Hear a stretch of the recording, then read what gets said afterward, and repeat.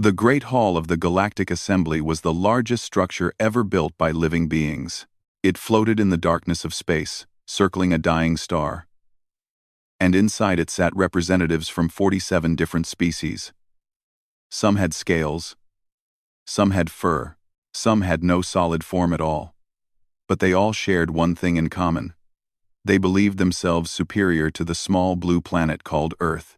David Park stood at the human podium, wearing his best diplomatic uniform. He was 43 years old, with tired eyes and gray hair at his temples. He had spent 20 years serving humanity among the stars, smiling at creatures who looked down on him, accepting insults with grace, always believing that patience would earn respect. Today, he was asking for something simple. Earth wanted permission to mine asteroids in their own solar system. It was a reasonable request. The resources belonged to no one, and humans needed them to grow. David cleared his throat and began to speak. Honored members of the Assembly, Earth requests expanded mining rights in the belt between Mars and Jupiter. These resources will help our people build better lives. We ask only for what is fair. The hall was silent for a moment. Then the laughter began. It started with High Counselor Vorath, the leader of the Dominion. He was a tall creature with dark purple skin and 4 arms. His species had ruled 1,000 worlds for 10,000 years. He laughed so hard that his whole body shook. Mining rights? Vorath said, his voice booming through the chamber. The insects want mining rights. Other delegates joined the laughter. The sound filled the great hall like thunder. David stood still, his hands gripping the podium, his face showing nothing. Kalis, the representative from the hegemony, stood up from her seat. She was covered in silver scales, and her eyes glowed red. She waved her hand, and a holographic screen appeared above the assembly. Let us remind everyone what humanity truly is, Kalis said. The screen showed images of Earth. Wars. Bombs falling on cities. Children crying in the ruins. Forests burning. Oceans filled with garbage. Humans killing humans over land, over religion, over nothing at all. This is the species asking for more resources, Kalis said. They cannot even stop destroying themselves. Should we give them the tools to spread their chaos to the stars? More laughter. More mockery. David's aide, Lieutenant Emma Cole, stood behind him. She was young, only 28, with short brown hair and sharp eyes.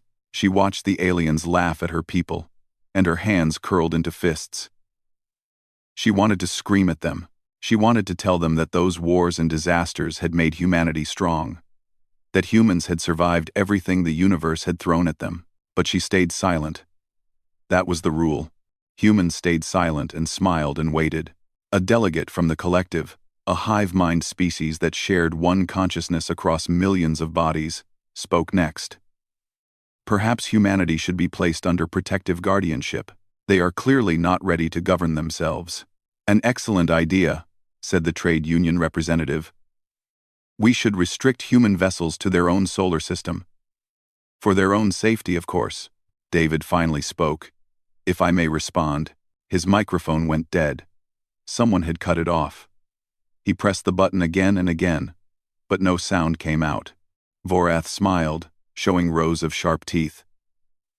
The Assembly will now vote on the following resolution.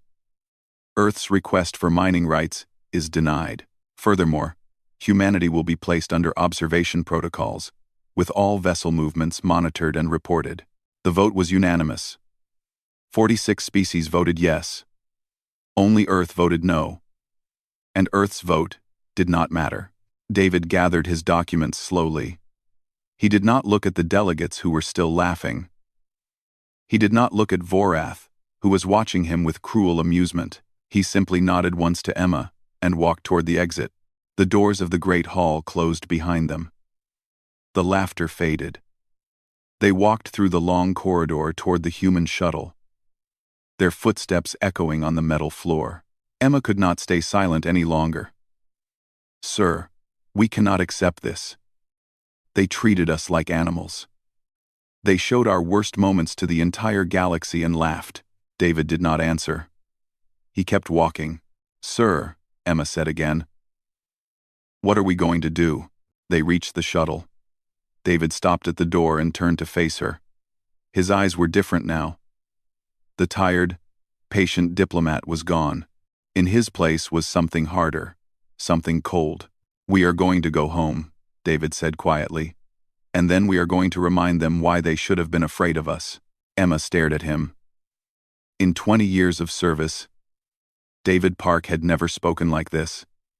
He had always counseled patience. He had always said that humanity would earn its place through peace. Sir? She whispered. David stepped into the shuttle.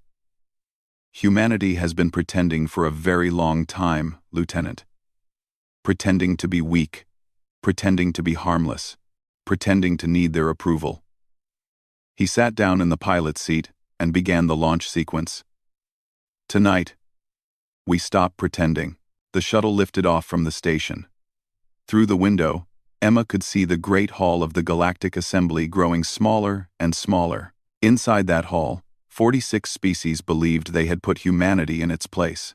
They believed the insects had been reminded of their weakness. They had no idea what was coming. David sent a single encrypted message to Earth as they entered faster-than-light travel. It contained only 2 words. Wake up. Somewhere on Earth, in a bunker beneath a mountain, a red light began to flash. Officers who had waited their entire careers for this moment looked at each other and nodded. They opened sealed files that had been locked for 60 years. They powered up systems that the galaxy did not know existed. Humanity was done smiling. The insects were about to show their sting. The emergency meeting took place in a room that did not officially exist. It was buried deep beneath the Rocky Mountains, protected by 3 miles of solid rock and shields that could survive a nuclear blast.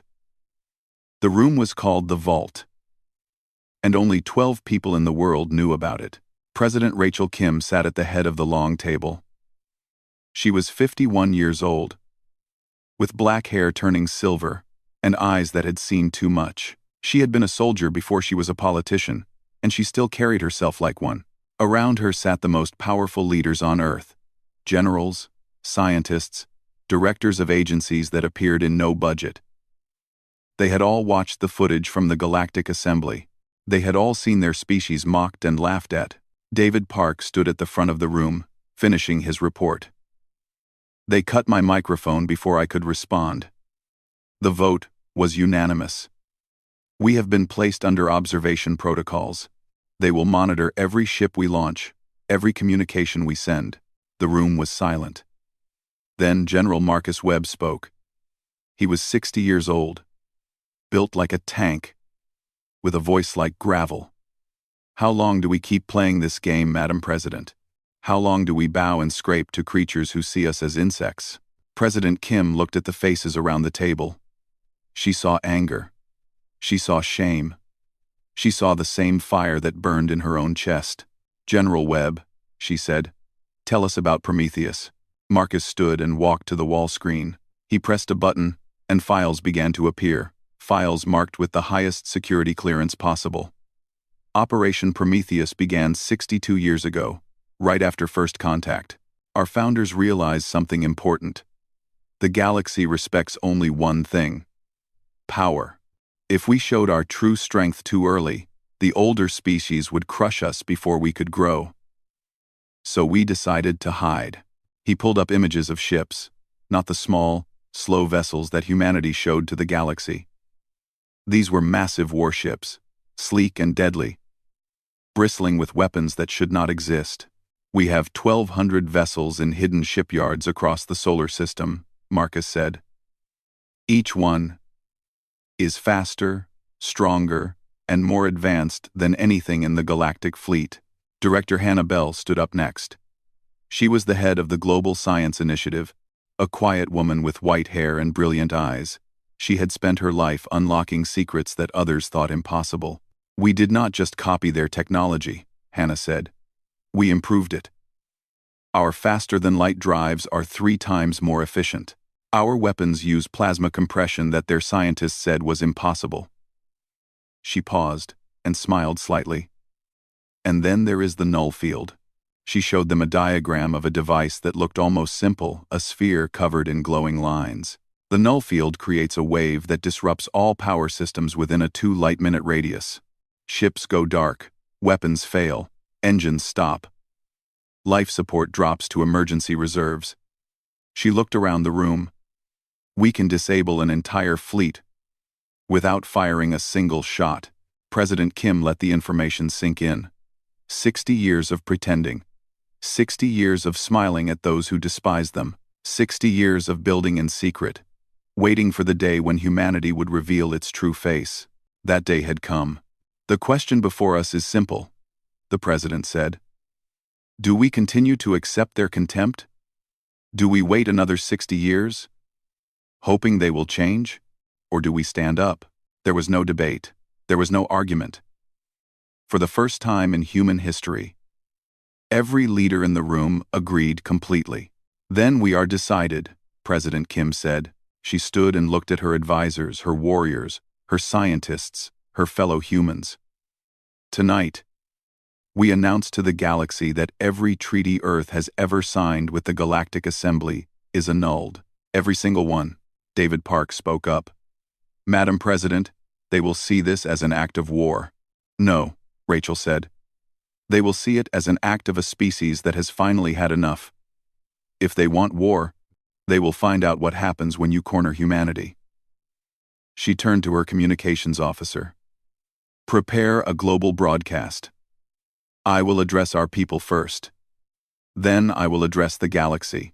2 hours later, President Rachel Kim appeared on every screen on Earth. In homes and offices, in cities and villages, in every nation that had once fought against each other, people stopped and listened. My fellow humans, she began. For decades, we have reached out to the stars with open hands. We have asked only for respect. We have accepted their rules, their insults, their contempt. We believed that if we were patient, if we were good, they would eventually see us as equals. Her voice grew harder. Today, our ambassador was silenced and mocked before the entire galaxy. They showed images of our darkest moments and laughed. They called us insects. They voted to cage us in our own solar system. She paused, and when she spoke again, her voice was steel. No more. Tonight, I am announcing that Earth has withdrawn from all treaties with the Galactic Assembly. We do not recognize their authority. We do not accept their restrictions. We are not insects to be observed and controlled. We are humanity. Around the world, people watched in silence. Some cried. Some cheered. All of them felt something they had not felt in a long time. Pride. To the species of the Galactic Assembly, President Kim continued, now speaking to a wider audience. You spent centuries teaching us that the galaxy respects only strength. Consider this lesson learned. Do not test us, do not threaten us, and do not ever mock us again. She leaned forward, her eyes burning into the camera. You have no idea what we are capable of. But if you force our hand, you will find out. The broadcast ended.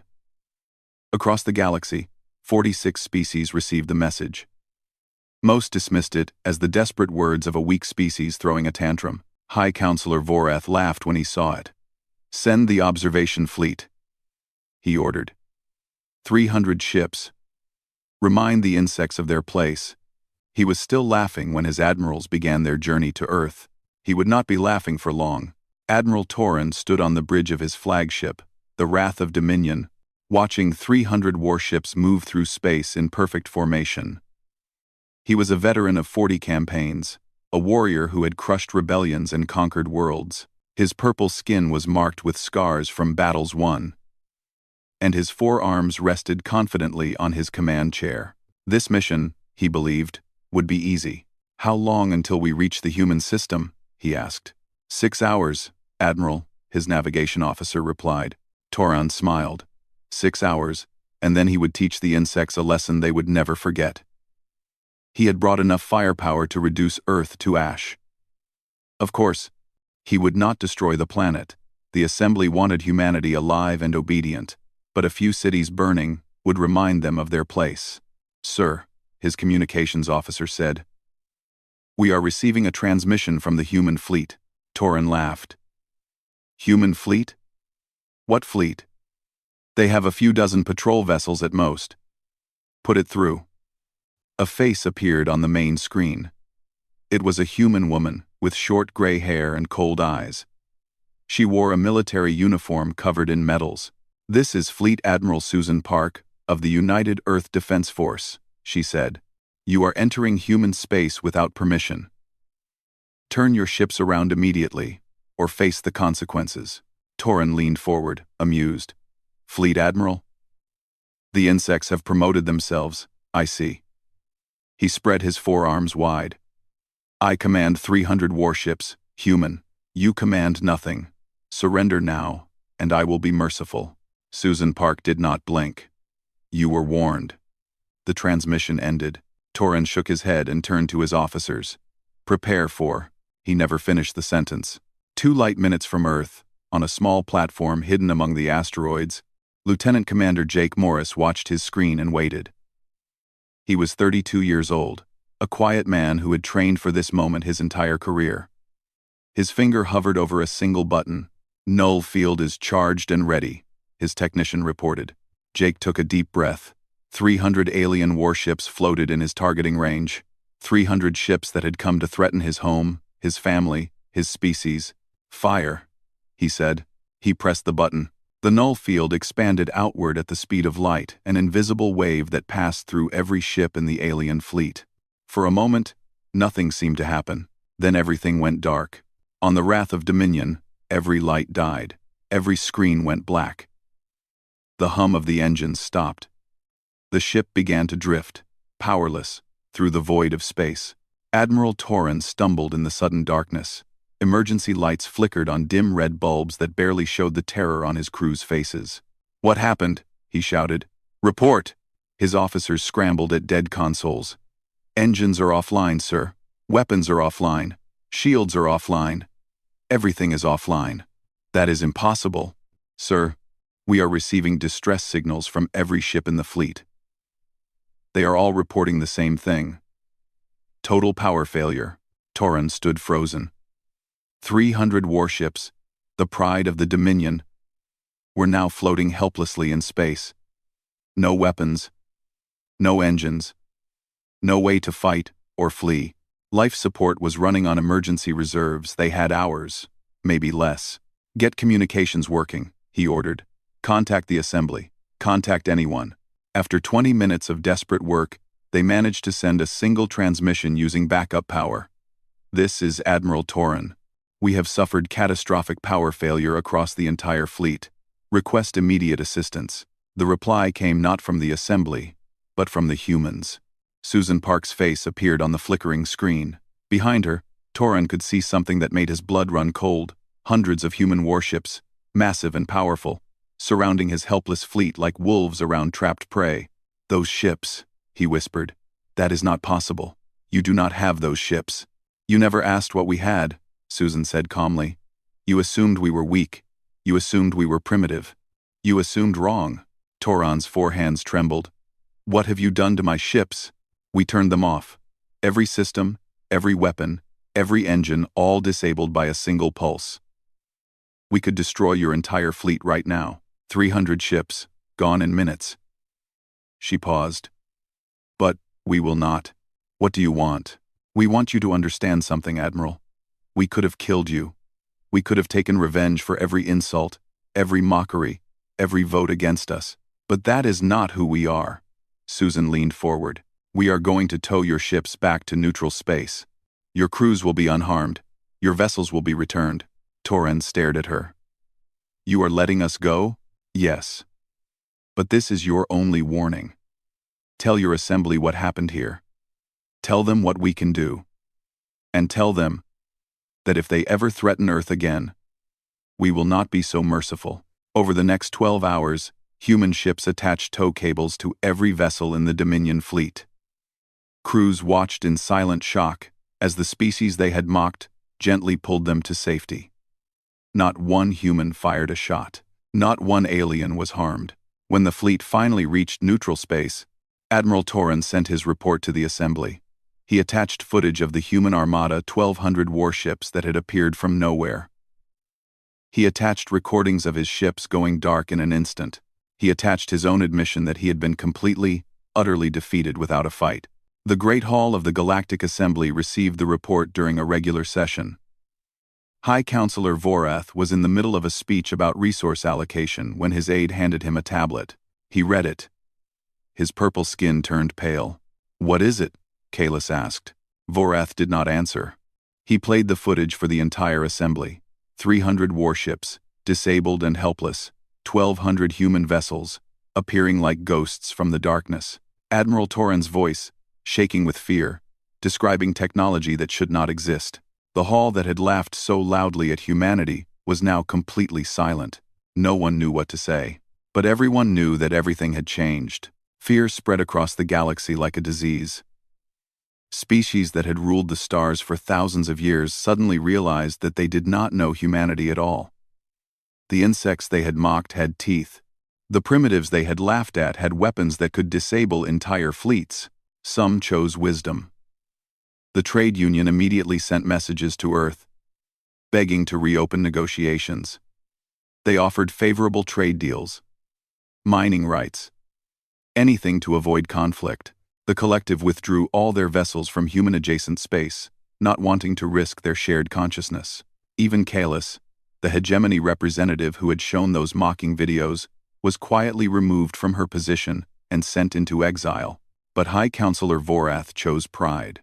He stood before the assembly, his forearms raised high, his voice booming with anger. "We do not bow to insects. We do not flee from primitives. One trick does not make them our equals." They caught Admiral Toran by surprise. "It will not happen again." He slammed his fist on his podium. "I am calling for the Grand Fleet. Every species will contribute. 2,000 warships. We will go to Earth, and we will remind these humans that they are nothing compared to the might of the galaxy." Some delegates tried to argue. They had seen the footage. They knew the humans were not as weak as they had believed. But Vorath shouted them down. Pride would not let him accept that he had been wrong. The Grand Fleet assembled over 3 weeks. 2,000 warships from every major power. The largest military force gathered in 500 years. Vorath himself took command, flying on his personal dreadnought, the Eternal Dominion. "They got lucky once," he told his admirals. "They will not get lucky again." On Earth, President Rachel Kim watched the fleet approaching on her strategic display. 2,000 ships. Twice the size of the force they had disabled before. She turned to her advisors. "Options?"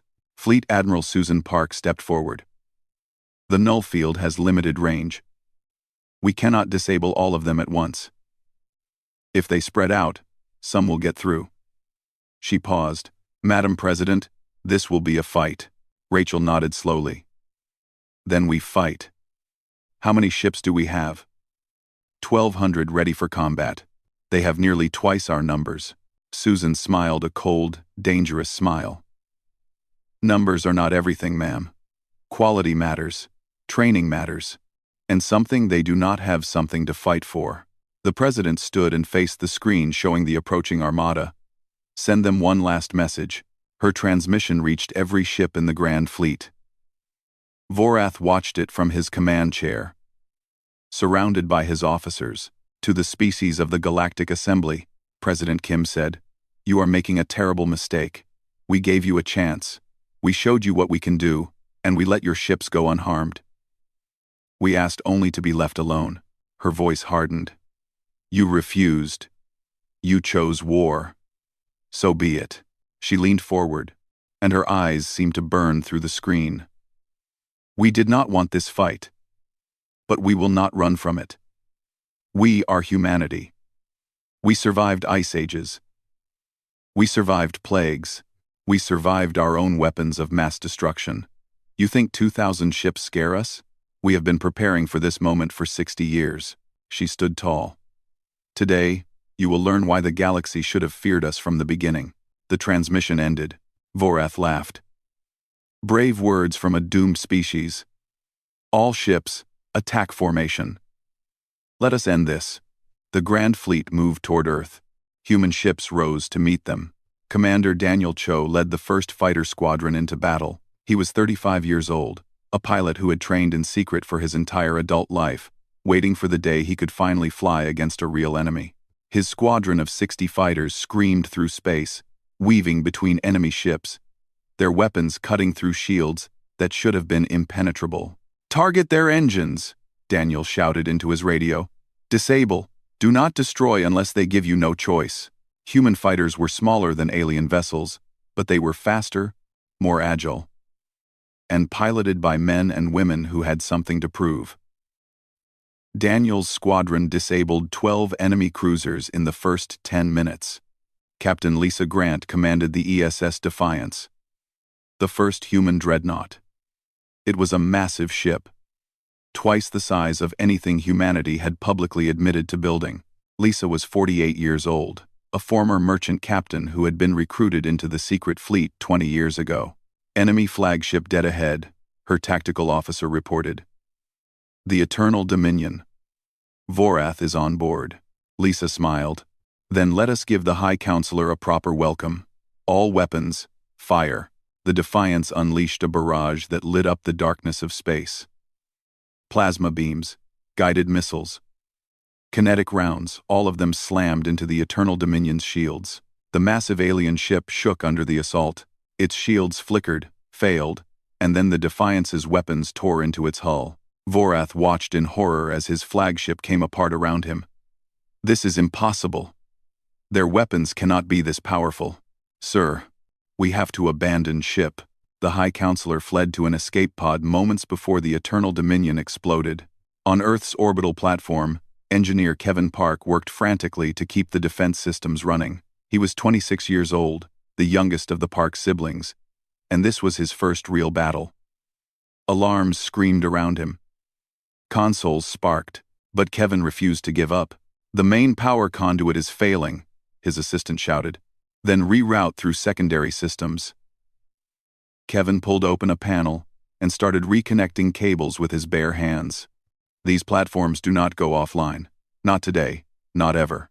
He worked for 4 hours straight, keeping the orbital weapons firing when they should have failed. Those weapons destroyed over 100 enemy ships. The Battle of Seoul lasted 4 hours. When it ended, the darkness of space was filled with the wreckage of the Grand Fleet. Humanity had lost 200 ships, brave men and women who gave their lives to protect their home. The Grand Fleet had lost 1,800. Vorath was pulled from his escape pod by human marines. They brought him to Fleet Admiral Susan Park, who stood waiting on the bridge of her command ship. The High Counselor who had laughed at humanity was forced to his knees before the woman he had called an insect. "You were warned," Susan said quietly. "You chose not to listen." Vorath looked up at her with hatred in his eyes. "You will pay for this. The galaxy will never accept." "The galaxy," Susan interrupted, "just watched 2,000 ships get destroyed by a species they called primitive. The galaxy is not going to do anything except watch and learn." She turned to her guards. "Take him to the brig. He will face trial for his crimes against humanity." As Vorath was dragged away, Susan looked out at the battlefield. Wreckage floated in every direction. Human ships moved through the debris, rescuing survivors from both sides because even in victory, humanity chose mercy. The battle was over, but the real work was just beginning. 1 year passed since the Battle of Seoul. The galaxy had changed in ways no one had thought possible. The Galactic Assembly still existed, but it no longer met on the station orbiting Nexus Prime.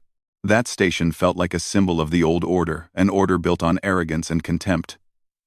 Instead, the new assembly met in a place that reminded everyone of what happened when you underestimated the wrong species. They met on Earth's moon. The new chamber was built by human engineers, with help from the species that had chosen peace instead of war. It was smaller than the old hall, more humble, with seats arranged in a circle instead of a hierarchy. Every species sat at the same level. Every voice had equal weight. Ambassador David Park stood at the central podium, looking out at the representatives from 47 species. Some had fought against humanity and lost. Some had surrendered before the battle. Some had secretly cheered when the Grand Fleet was destroyed, hoping that someone would finally challenge the old powers. All of them were listening now. 1 year ago, David began, I stood in a hall much like this one. I asked for something simple. The right to mine asteroids in our own solar system. You laughed at me. You showed images of our wars and our disasters. You called us insects. He paused, letting the memory hang in the air. You were right about one thing. Humanity has a violent history. We have made terrible mistakes. We have hurt each other in ways that shame us to remember. He looked around the room, but those mistakes did not make us weak. They made us strong. Every war taught us something. Every disaster showed us what we could survive. Every failure made us more determined to succeed. Something's up that. David's voice grew firm. You showed those images to mock us, but those images prove something you did not understand. Humanity does not give up. We do not surrender. We do not accept that anything is impossible. When we fall, we get back up. When we fail, we try again. That is who we are. He pulled out a document, a physical paper, written by human hands. This is the new Galactic Charter. It guarantees equal rights for every species, regardless of age or power. It prohibits the exploitation of younger civilizations. It creates a council where every voice matters. Not just the voices of those with the biggest fleets. He held up the paper. And it establishes humanity as a permanent member of the High Council. There was no argument, no objection. The representatives who had once laughed at Earth now nodded in acceptance. President Rachel Kim stepped forward to sign the charter. Her hair was grayer now, her face more lined, but her eyes still burned with the same fire. She signed her name in clear, bold letters. Let this be the beginning of something better, she said. Not a galaxy ruled by fear, but a galaxy built on respect. We did not fight for power. We fought for the right to be treated as equals. Now that we have that right, we choose to use it wisely. In a cell on the orbital station, former High Counselor Vorith watched the ceremony on a small screen. He was awaiting trial for crimes against humanity for the votes that had tried to cage Earth. For the fleets he had sent to destroy them, his purple skin had grown pale, and his 4 arms hung limp at his sides. He had ruled 1,000 worlds. Now he would spend the rest of his life as an example of what happened when pride blinded you to the truth. The galaxy moved on without him. Fleet Admiral Susan Park retired 3 months after the charter was signed. She had won the greatest naval battle in human history, but she had no desire for fame or glory. She wrote her memoirs in a small house by the sea, where she could hear the waves and remember the silence of space. General Marcus Webb was offered a position on the new Galactic Defense Council. He accepted, spending his remaining years helping to build an alliance that could protect all species, not just the powerful ones. Emma Cole, who had once stood helplessly while her ambassador was silenced, became the new human representative to the Assembly. Her first official act was to propose aid packages for 3 species that the old order had oppressed. The vote passed unanimously. Kevin Park received a medal for his work during the Battle of Seoul. He used his fame to start a school for young engineers, teaching them that the best technology was built not for war, but for making life better. Commander Daniel Cho became the head of the new Galactic Peacekeeping Fleet, a mixed force of ships from every species, working together to protect the weak and maintain order. He never forgot the pilots who died under his command, and he made sure their names were remembered. And David Park, the man who had endured the mockery, who had sent the message that woke humanity up, who had stood at the podium and reminded the galaxy of what his species could do. David Park went home.